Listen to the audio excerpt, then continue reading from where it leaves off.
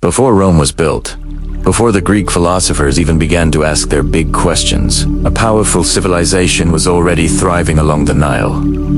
We all know about ancient Egypt, the land of pharaohs and pyramids. But travel south, beyond its traditional borders, into the land they called Nubia, and you'll find the Kingdom of Kush. For centuries, history has painted Kush as just Egypt's southern neighbor, a rival they occasionally fought with. But that's not even half the story.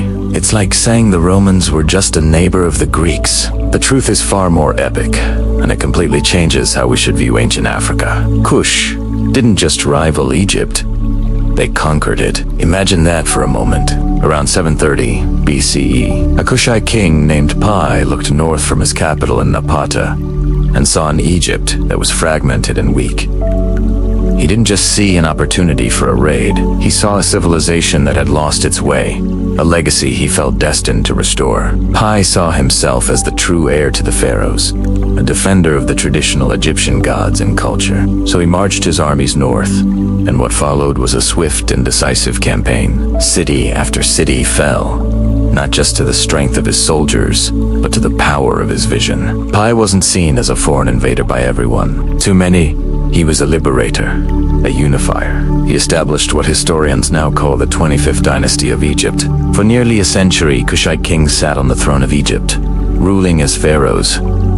They were the black pharaohs. They adopted the titles, the crowns, the traditions. They built monuments and temples in Thebes and Memphis, honoring the Egyptian gods with a piety that many Egyptians felt had been lost. Think about the implications. An African kingdom, from what is now modern-day Sudan, ruled one of the greatest empires the world had ever seen. They controlled the entire Nile Valley, from the heart of Africa all the way to the Mediterranean Sea. This wasn't a small, temporary takeover. It was a dynasty that left a permanent mark on Egyptian history.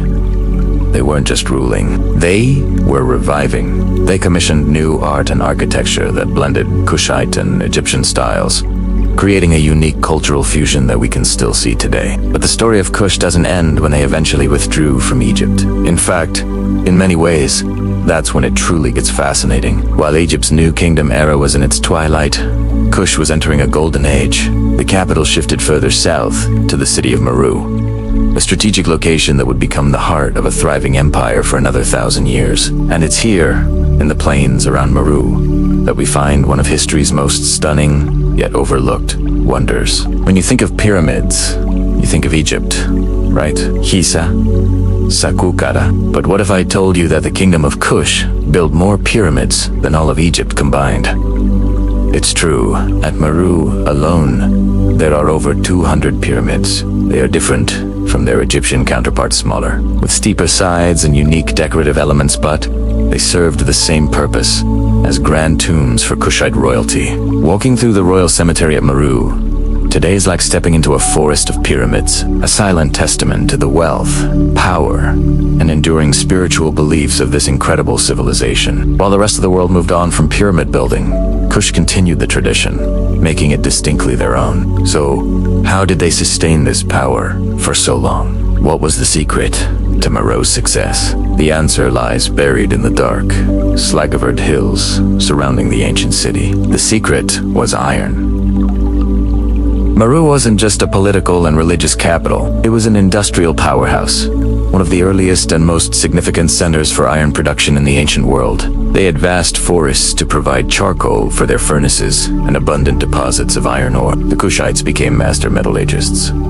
They produced iron on a massive scale. This gave them a huge advantage. They forged superior weapons for their army's stronger swords, sharper spearheads.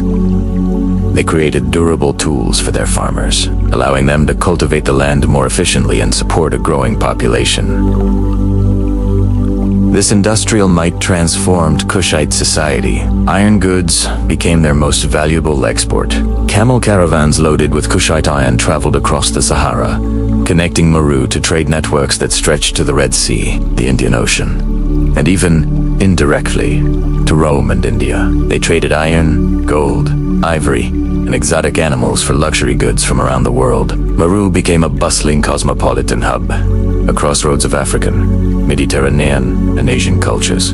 This shatters the outdated and incorrect notion that ancient Africa was somehow behind other civilizations. Kush wasn't just participating in the ancient world, it was a manufacturing center, an economic engine driving trade and innovation across the continent and beyond. They developed their own unique writing system, the Meretic script, which to this day is only partially deciphered. Holden, who knows what other secrets about their history and beliefs. They were led by a line of powerful ruling queens, who commanded armies and ruled with absolute authority, centuries before it was common elsewhere. The Kingdom of Kush is a story of ambition, conquest, innovation, and resilience. From the Black Pharaohs who ruled the Nile to the Iron Masters of Meru, it is a civilization that deserves to be known not as a footnote to Egypt, but as a giant of the ancient world in its own right. Its legacy is a powerful reminder that history is bigger, more complex, and far more diverse than we are often taught. Thanks for watching. If you found this journey into the lost kingdom of Kush as fascinating as I did, make sure to like this video and subscribe for more hidden histories.